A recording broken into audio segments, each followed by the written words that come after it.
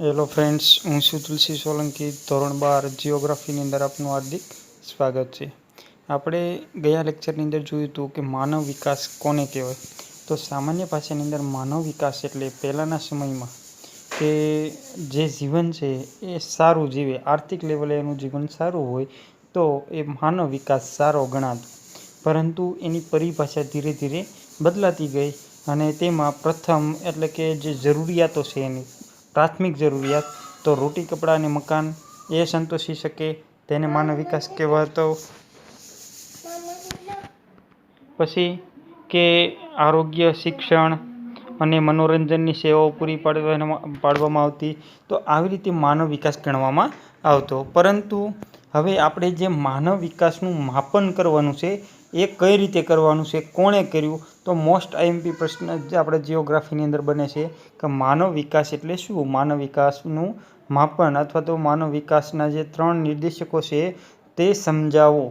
આવી રીતે આપણે પ્રશ્ન પૂછાઈ શકે બોર્ડની પરીક્ષામાં. તો આપણે એની અંદર કે માનવ વિકાસની સંકલ્પના અને તેના માપનની પ્રવિધિ ભારતીય મૂળના નોબેલ પારિતોષિકથી સન્માનિત અર્થશાસ્ત્રી અમર્ત્ય સેનનો મહત્વનું યોગદાન દ્વારા વિકસાવી છે. એટલે કે ભારતીય અર્થશાસ્ત્રી જે હતા અમર્ત્ય સેન, મોસ્ટ આઈએમપી એટલે કે 1 લાઇનર પ્રશ્ન પણ છે અને આપણે 5 માર્કમાં પૂછાય તો પણ મહત્વનો છે કે માનવ વિકાસની સંકલ્પના અને તેનું માપનની પ્રવિધિ કોણે રજૂ કરી.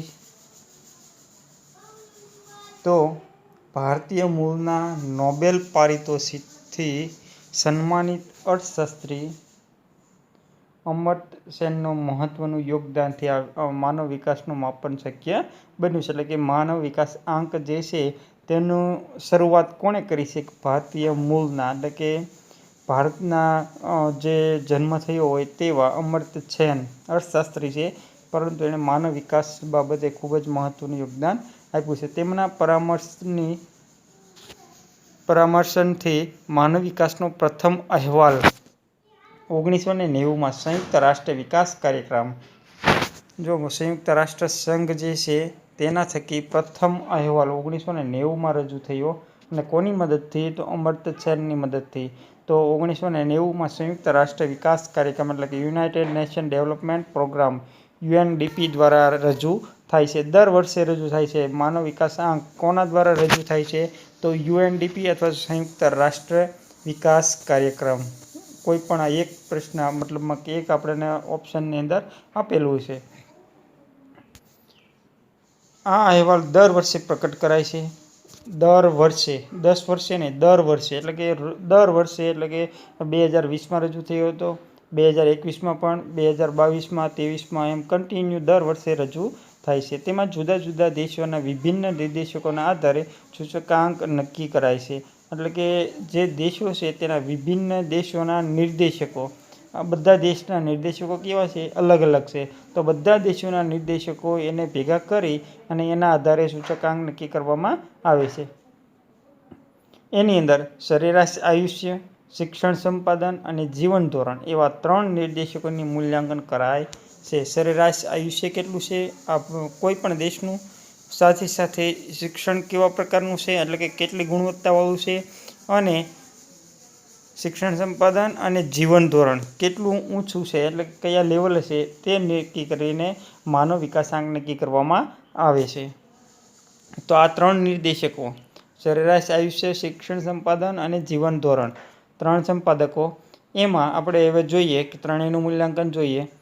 તો અપેક્ષિત આયુષ્ય સૂચકાંક, અપેક્ષિત આયુષ્ય એટલે કે સરેરાશ આયુષ્ય જે નક્કી કરવામાં આવે છે બાળક જન્મે ત્યારથી નક્કી કરવામાં આવે છે કે આ બાળક કેટલા વર્ષ જીવશે એવું.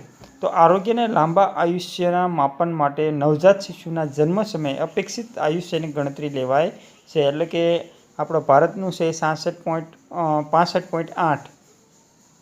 તો જે આરોગ્ય લેવલે છે કે બાળક જન્મે ત્યારથી એનું આયુષ્ય નક્કી કરવામાં, અપેક્ષિત આયુષ્ય એટલે કે એ કેટલું જીવશે લાંબુ તે નક્કી કરવામાં આવે છે. તો સરેરાશ આયુષ્ય કેટલું છે ભારતનું, કે 65.8.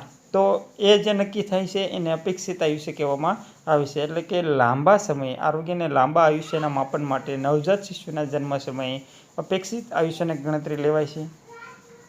બીજા નંબરનું છે સૂચકાંક કે શિક્ષણ સૂચકાંક.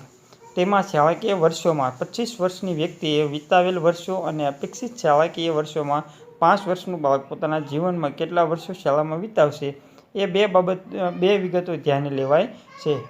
આ બે વિગતો એટલે એવી કે પહેલું કે બાળક સરેરાશ શાળાની અંદર કેટલું સમય ગાળશે અને સરેરાશ કેટલું સમય હોવો જોઈએ.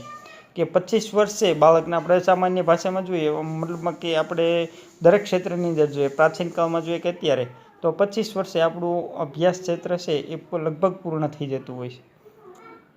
તો એ 25 વર્ષની જે વ્યક્તિ છે એ વ્યક્તિ કેટલા વર્ષો સુધી શાળામાં મતલબમાં અભ્યાસ ક્ષેત્રે વિતાવે છે શાળાની અંદર.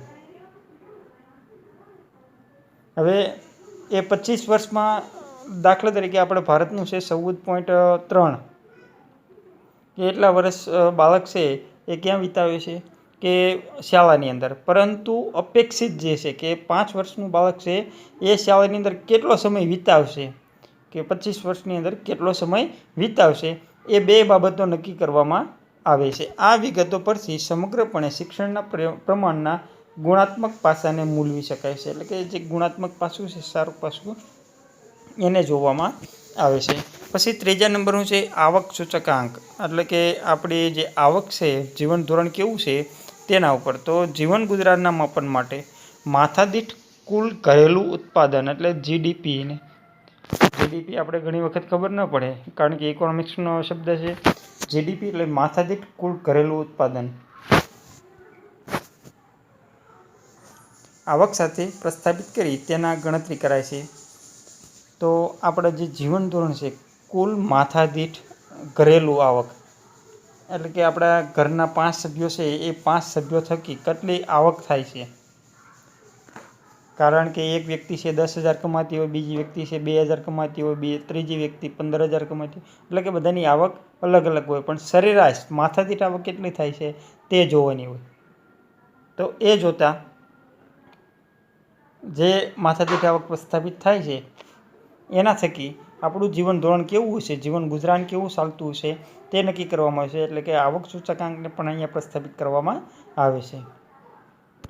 ઉપરના ત્રણેય નિર્દેશકોને આધારે ગણતરી કરી 0 થી 1 વચ્ચેના સૂચકાંકનું નિર્ધારણ કરાય છે. એટલે કે જે નિર્દેશકો છે 3 કે અપેક્ષિત આયુષ્ય, શિક્ષણ સૂચકાંક અને આવક સૂચકાંક, તો આ 3 નિર્દેશકોથી દરેક દેશની ગણતરી કરવામાં આવે છે. એટલે કે જે માનવ વિકાસાંકની છે એની ગણતરી કરવામાં આવે છે. અને એ ગણતરી જે થાય છે તેમાં મુખ્યત્વે એક ખાસ બાબત યાદ રાખવાની કે 0 થી 1 વચ્ચેના સૂચકાંકનું નિર્ધારણ કરવામાં આવે છે. 0 થી 1, એકની ઉપર કોઈ ક્રમ આપવામાં આવતો નથી. એટલે કે 0 થી 1, 0.12, 0.001, 0.002, 0.003 આવી રીતે ક્રમ આપવામાં આવે, મતલબમાં કે આંક આપવામાં આવે છે. એમાંથી 0.999 ત્યાં સુધી ક્રમ ચાલે છે. એટલે કે ત્યાં સુધી માનવ વિકાસ આંકમાં આપવામાં આવે છે, 0.999 સુધી. એટલે 1 હોય તો પૂરેપૂરો માનવ વિકાસ થઈ ચૂક્યો છે એવું માનવામાં આવે છે. એની વચ્ચે જ બધાને નિર્ધારિત કરવામાં આવે છે. તે સૂચકાંક કોઈપણ દેશ માટે માનવ વિકાસના મહત્તમ 1 પૂર્ણાંક સુધી પહોંચવાનો તફાવત દર્શાવે છે. આ આંક દેશ વચ્ચેના માનવ વિકાસ અંતરને પ્રતિબિંબિત કરે છે. એટલે કે એકબીજા દેશને જે આપણે ગણતરી કરવી હોય કે કયા દેશ સૌથી આગળ છે, કયો દેશ સૌથી પાછળ છે, તો એનું અહીંયા આપણે અંતર, એટલે કે એકબીજા દેશ વચ્ચેનું જે અંતર છે એને સરળતાથી જોઈ શકીએ છીએ.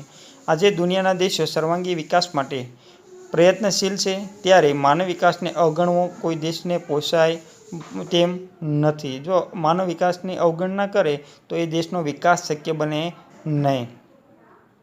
હવે માનવ વિકાસ જે છે, માનવ વિકાસ સૂચકાંક, એને ભારતની સાથે જોડીએ, એટલે કે ભારતને કયા ક્રમે છે અને અન્ય દેશો કયા ક્રમે છે, તો તેનું માળખું જોઈએ કે 2015માં બહાર પાડવામાં આવેલા માનવ વિકાસ અહેવાલમાં, જો યાદ રાખજો, 2015 માનવ વિકાસ અહેવાલ જે રજૂ થયો હતો, માનવ વિકાસ આંકનો અહેવાલ 2015માં તો એના થકી માનવ વિકાસ અહેવાલમાં 188 દેશો તેના માનવ વિકાસ સૂચકાંક મુજબ વર્ગીકૃત કરાયેલા છે. કેટલા દેશોનો સમાવેશ કરાયો છે? 188 દેશોનો એને મુજબ એનો વર્ગીકૃત કરવામાં આવ્યું છે, જેમાં નોર્વે પ્રથમ ક્રમે છે.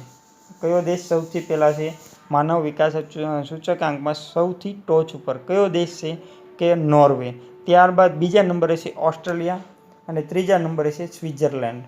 અને અનુક્રમે બીજા અને ત્રીજા સ્થાને છે, એટલે કે ઓસ્ટ્રેલિયા બીજા અને સ્વિટ્ઝરલેન્ડ ત્રીજા ક્રમે છે. એટલે કે પ્રથમ 3 દેશો કયા કયા માનવ વિકાસ આંકના ટોચ ઉપર હોય એવા 3 દેશો, કે પહેલું નોર્વે, બીજું ઓસ્ટ્રેલિયા અને ત્રીજું સ્વિટ્ઝરલેન્ડ. આ 3 દેશોનો વિકાસાંક કેવો છે? ખૂબ જ ઊંચો. 188 દેશોની અંદર 3 ક્રમ, પહેલો, બીજો, ત્રીજો. તો ભારતનો હોવો જોઈએ કે ભારત આ સૂચકાંકમાં 188 દેશોમાં 130મા સ્થાને, 130મા સ્થાને, એટલે કે ખૂબ જ પાછળ છીએ આપણે. જે 188 દેશોની અંદર કેટલામું સ્થાન ધરાવીએ છીએ? 130મું. એટલે માનવ વિકાસ આંક છે કેવો છે? હજી આપણો મધ્યમ છે, એટલે કે ખૂબ ઊંચો ગણી શકાય નહીં. આમાં 4 સ્ટેજ આપેલા છે: ઉચ્ચતમ, પછી ઊંચો, મધ્યમ અને નિમ્ન. આવા 4 પ્રકાર પાડેલા છે. એમાં ઉચ્ચતમની અંદર આ નોર્વે, ઓસ્ટ્રેલિયા, સ્વિટ્ઝરલેન્ડ વગેરે દેશોનો સમાવેશ થાય છે. 1 થી 49 દેશો જે છે તેનું એકથી ક્રમ આપેલા છે. 1 થી 49 જે ક્રમ આવે છે તેનો સમાવેશ થાય છે. જ્યારે ઉચ્ચતમની અંદર ઉચ્ચતમ છે અને ઊંચા ક્રમની અંદર છે 49 થી 90 સુધીનો જે આંક છે તેનો સમાવેશ થાય છે. પછી મધ્યમ છે તેની અંદર 102 થી 148 સુધીનો સમાવેશ થાય છે. અને બાકીના જે દેશો છે એ નિમ્નની અંદર આવે છે. તો આપણો ક્રમ કેટલામો છે? 130મો. તો માનવ વિકાસવાળા દેશોની શ્રેણીમાં આવે છે. અગાઉની તુલનામાં ભારતનો ક્રમ આગળ આવી રહ્યો છે, એટલે કે ભારત એનો વિકાસ કરી રહ્યો છે. આ જે માહિતી છે, અહેવાલ છે, એના ઉપરથી ખ્યાલ આવે. પહેલાં આપણો 148મો ક્રમ હતો, પછી ધીરે ધીરે આગળ વધતા ગયા. તો 2015માં કયા ક્રમે આવ્યા છે? 130માં. એટલે કે માનવ વિકાસ કેવો થયો છે? વધ્યો છે, એટલે કે સારો થયો. માનવ વિકાસ આંક કેવો છે? સારો થયો છે. આપણા પાડોશી દેશોમાં શ્રીલંકાનો ક્રમ 73મો છે. આપણા પાડોશી જેટલા દેશો છે કે ભૂતાન, પછી પાકિસ્તાન, ચીન, પછી મ્યાનમાર, શ્રીલંકા વગેરે દેશો છે, એમાંથી આપણા પાડોશી દેશોમાં સૌથી આગળ કોણ છે? કે શ્રીલંકા. કેટલામો ક્રમ છે? 73મો. પછી બીજા એની પછીનો બાજુનો દેશ છે કે માલદીવનો ક્રમ 104મો છે. એટલે કે આ બંને દેશો આપણીથી નાના છે, પરંતુ કેવા છે? આગળ છે માનવ વિકાસ આંકની અંદર.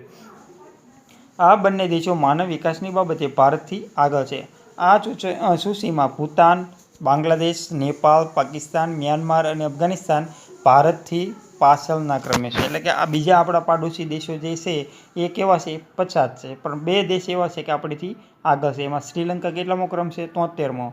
અને માલદીવ કેટલામો ક્રમ છે? 104મો. તો આ બહુ ખૂબ જ મહત્ત્વની બાબત છે. આગળ જતાં પણ ખૂબ કામ લાગશે એવી માહિતી છે. તો 1 થી 3 ક્રમ કયા કયા? કે નોર્વે, ઓસ્ટ્રેલિયા અને સ્વિટ્ઝરલેન્ડ. પછી ભારતનો ક્રમ કેટલામો છે? 130મો. અને અન્ય આપણા પાડોશી દેશો છે એમાં સૌથી આગળ હોય એવો દેશ કયો છે? કે શ્રીલંકા, 73મો સ્થાન. પછી માલદીવ છે, કેટલામો ક્રમ? 104મો. બાકીના આપણીથી પાછળ હોય આપણા પાડોશી દેશો એવા કયા કયા? કે ભૂતાન, બાંગ્લાદેશ, નેપાળ, પાકિસ્તાન, મ્યાનમાર અને અફઘાનિસ્તાન વગેરે દેશો. હવે આપણે જોઈએ કે ભારતની વસ્તી વિષયક નીતિ 2000 શું કહે છે? કે 2000ના પ્રમાણે આપણી જે નીતિ છે, રણનીતિ, એ કેવી હોવી જોઈએ? તો આપણા દેશમાં વસ્તી નીતિ બનાવવાનો પ્રયાસ 1960માં રજૂ કરાયો હતો. વસ્તી નીતિ બનાવવાનો પ્રયાસ એટલે કે વસ્તીને કાબૂ જાળવવા માટેનો એક પ્રયાસ કરવામાં આવેલો છે આપણા દેશમાં. તો વસ્તી નીતિ બનાવવાનો પ્રયાસ 1960માં રજૂ કરાયો હતો. ત્યારબાદ 1976માં દેશની પ્રથમ વસ્તી નીતિની ઘોષણા કરવામાં આવી. પ્રયાસ ક્યારે થયો? તો 1960માં. પણ પ્રથમ અહેવાલ ક્યારે રજૂ થયો? પ્રથમ વસ્તી નીતિની ઘોષણા ક્યારે થઈ? 1976માં. 1978માં કેટલાક સુધારા કર્યા બાદ 1978માં સંશોધિત વસ્તી નીતિની ઘોષણા કરાઈ. પહેલાં જે રજૂ થઈ એ સામાન્ય વસ્તી નીતિ હતી, પરંતુ 78માં એનો સુધારો કરી અને ફરીથી એની સંશોધિત નીતિ કરવામાં આવી. એટલે કે 78માં પ્રસ્થાપિત થઈ હતી. કેન્દ્ર સરકાર દ્વારા 15મી જાન્યુઆરી 2010ના રોજ જાહેર કરેલી વસ્તી નીતિ મુજબ 2045 સુધી વસ્તી વધારાના દરને સ્થિર કરવો તે હેતુની પરિપૂર્તિ માટે સૂચવાયેલા મુખ્ય ઉપાયો નીચે મુજબ છે. એટલે કે આપણી વસ્તી છે ઉત્તરોત્તર વધારો થઈ રહ્યો છે અને દેશની જે જગ્યા છે એ નક્કી એટલે કે એક ચોક્કસ જગ્યા સ્થાન ધરાવે છે, એમાં કોઈ વધારો થતો નથી. એટલે કે વસ્તી જે વધારો થઈ રહ્યો છે તેનાથી માનવ વિકાસ આંક છે એને ખૂબ જ અસર કરે છે વસ્તીના લીધે. તો વસ્તી વધારો છે એ અટકાવવા માટે થઈને દેશે આપણે કેન્દ્ર સરકારે કંઈક એવા નિર્ણયો લીધા છે. એટલે કે 15મી જાન્યુઆરી 2010ના રોજ એક જાહેર કરવામાં આવેલું હતું કે વસ્તી નીતિ રજૂ કરવામાં આવી હતી કે 2045 સુધીમાં આપણી જે વસ્તી છે એના ઉપર સંપૂર્ણપણે કાબૂ લાવી શકશું. એટલે કે એના ઉપર આપણે જે વસ્તી વધારો છે એને કાબૂમાં પૂર્ણપણે લાવી શકશું. બાકીના જો આ ટોચના દેશો છે એ જ્યારે ધારે ત્યારે માનવ એટલે કે વસ્તી ઉપર કાબૂ લાવવા માટે ખૂબ જ પ્રબળ છે. એટલે કે આપણે 1 થી 2 વર્ષની અંદર જ એના ઉપર કાબૂ લાવી શકે છે, જ્યારે આપણે હજી પણ કાબૂમાં લાવી શક્યા નથી. તો એની જે મુખ્ય ઉપાયો છે એ જોઈએ કે વસ્તીને કાબૂમાં લાવવા માટેના કંઈક ઉપાયો આપણે કરેલા છે. તેમાં સરકારે આપણને અવનવી યોજનાઓ દ્વારા આપણને લાભ આપે છે. તો તેની અંદર લોકસભાની બેઠકોની 543 સંખ્યા 2026 સુધી જાળવી રાખવી. આ એના ઉપાયો છે કે આપણી જે 543 લોકસભાની બેઠક છે એ 2026 સુધી જાળવી રાખવાની, એમાં કોઈ વધારો ઘટાડો કરવાનો થતો નથી. બીજું કે જીવિત જન્મેલા નવજાત શિશુઓમાં મૃત્યુદર 1030 સુધી નીચે લઈ જવો. 1000 બાળકો જન્મે તેમાં 30 બાળકો મતલબ અત્યારે આપણો મૃત્યુઆંક છે ઘણો કાબૂમાં છે. ઘણો એટલે કે વધારે કાબૂમાં છે. વધારો જે છે એના કરતાં કાબૂમાં મૃત્યુઆંક કેવો છે? નીચો છે. એટલે કે એ પૂર્ણપણે કાબૂમાં લાવી શક્યા છીએ.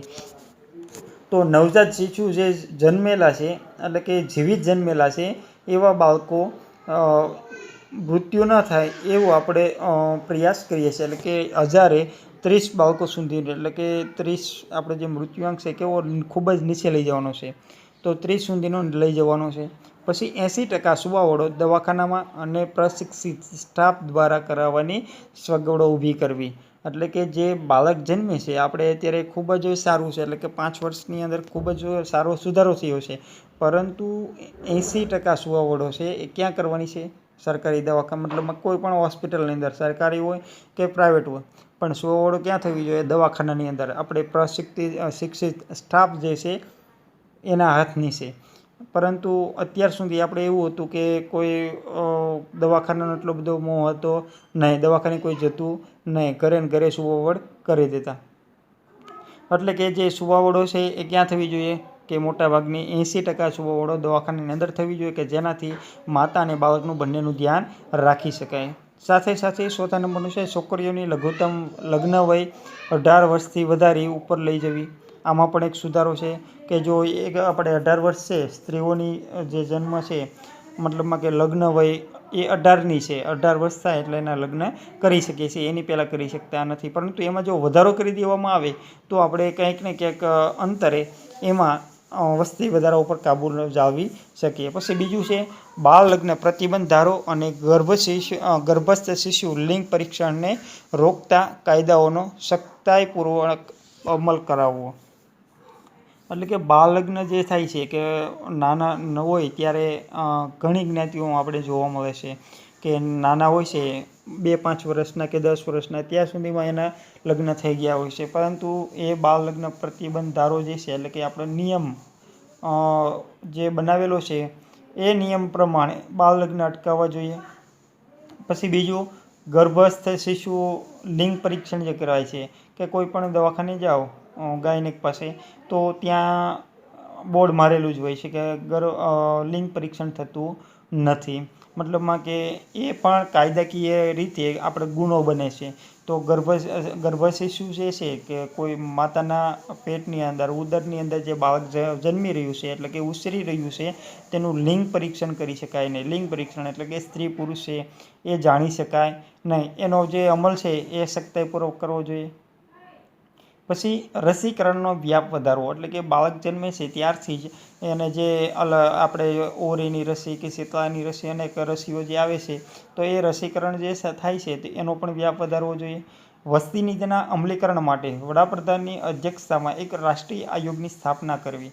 તો વસ્તી નીતિ જે છે એનો સખ્તાઈપૂર્વક અમલ થાય એના માટે થઈ અને વડાપ્રધાન જે છે એટલે કે દેશના પ્રાઇમ મિનિસ્ટર તો એના હાથ નીચે એટલે કે એની અધ્યક્ષતામાં એક રાષ્ટ્રીય આયોગ સંસ્થાની સ્થાપના કરી, એટલે કે એક યુનિટી બનાવી અને એના વિશે અલગ અલગ વિચારીને આપણે એનું મહત્ત્વનું યોગદાન આપી શકીએ છીએ. ટૂંકમાં આપણે જોઈએ કે વસ્તી નીતિના અમલથી દેશમાં સામુદાયિક સ્વાસ્થ્યની સ્થિતિમાં હકારાત્મક સુધારા ઉપરાંત અન્ય હેતુઓ પણ સામેલ છે. એટલે કે વસ્તી નીતિ માત્ર આપણને કાબૂમાં વસ્તી વધારો છે કાબૂમાં લેવો એવું નથી, પરંતુ એ સામુદાયિક એટલે કે બધા માટે સ્વાસ્થ્યની સ્થિતિ છે એ સુધારવાનો પ્રયત્ન કરવામાં આવી રહ્યો છે. તો આ રીતે માનવ વિકાસ આંક છે એ આપણને ખૂબ જ મહત્ત્વનું બની રહ્યું છે. તો અહીંયા આ ટૉપિક પૂરો થાય છે, એટલે કે આ ચેપ્ટર અહીંયા પૂરું થાય છે. તો આજે આપણે માનવ વિકાસ સૂચક આંકનું માપન જે છે 3 નિર્દેશકો તે પછી 2015 પછીનું ભારતના એટલે કે માનવ વિકાસ આંક એમાં ભારતનું સ્થાન અને રાષ્ટ્રીય નીતિ જે છે ભારતની રાષ્ટ્રીય નીતિ કે વસ્તી નીતિ તે 3 મુદ્દા છે હોમવર્કની અંદર લખવાના રહેશે. ઉપરાંત સ્વાધ્યાય જે છે તો સ્વાધ્યાયના જે મોટા પ્રશ્નો છે સવિસ્તાર અને મુદ્દાસર તો એ બંને પ્રશ્નો પણ આપણે લખવાના રહેશે, કારણ કે મોટા ભાગે એ પ્રશ્નો આપણે બોર્ડની પરીક્ષામાં અવારનવાર પૂછાતા રહેશે એટલા માટે. તો અહીંયા સુધી આપણે આજે રાખીએ છીએ. નેક્સ્ટ ટાઈમ આપણે ત્રીજા ચેપ્ટર સાથે મળીશું. માનવીની પ્રાથમિક અને દ્વિતીય પ્રવૃત્તિઓ વિશે જાણીશું. ત્યાં સુધી રજા લઈએ. જય હિન્દ, જય ભારત.